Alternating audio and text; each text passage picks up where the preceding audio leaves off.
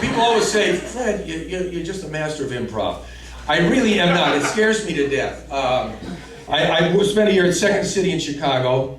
The Christopher Guest movies were improvised. People always ask that. How much of that was improvised? It's all improvised. You get a script. You get about 12 pages of an outline.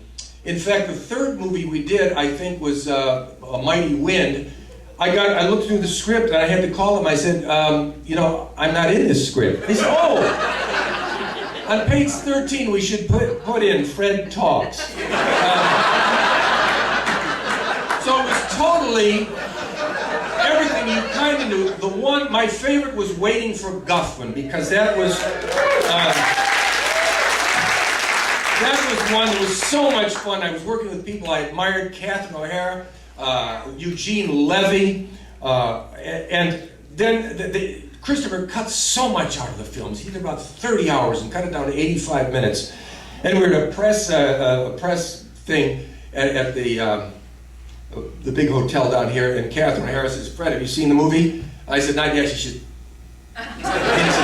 so everyone was cut. So when we did Best in Show, I said, I'm the announcer here. And he sent me a tape of the Westminster Dog Show. That was Joe Garagiola, the great ball player, the announcer. And I said, this is going to end up on the cutting room floor or just a voiceover. I prepared all these jokes you'd have about a dog.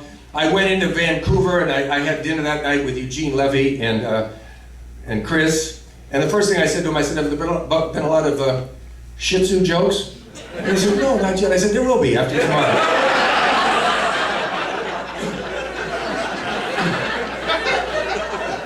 So Jim Pinnock, who played with the announcer, the English guy, people say he was a real dog show announcer. No, he was an actor. They flew him in from London to Vancouver. He had to be back in London. He was working on an English sitcom.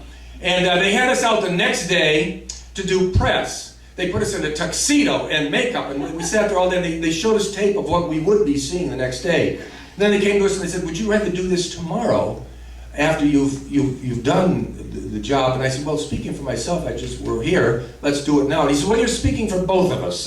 So we did it, and that night he called me in the hotel and said, Fred, we're not on the goddamn schedule tomorrow. I've got to be back in London. So they filmed it all in about 4 or 5 hours there, in front of nothing. We just rolled. And Christopher was wonderful. We'd do a take, and he'd walk up and he'd say, okay, Fred. I said, is that funny? He'd say, yeah. Now here's what we're going to do.